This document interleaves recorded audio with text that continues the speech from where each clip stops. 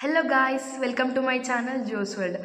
BSc nursing counselling అసలు ఎప్పుడు start అవుతుంది? లాస్ట్ ఇయర్ ఎప్పుడు స్టార్ట్ అయింది? ఇప్పుడు చూద్దాం.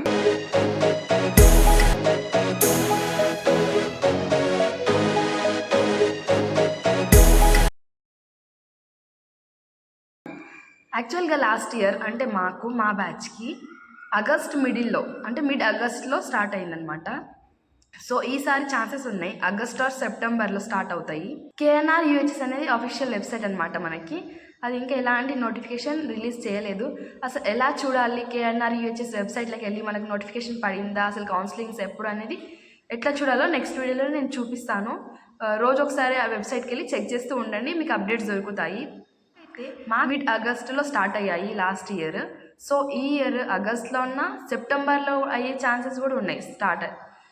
సో ఈ ఇయర్ ఆగస్ట్ ఆర్ సెప్టెంబర్లో కౌన్సిలింగ్ స్టార్ట్ అయ్యే ఛాన్సెస్ ఉన్నాయి. మోస్ట్లీ అప్డేట్స్ రాగానే నేనైతే మీకు అప్డేట్ చేస్తాను.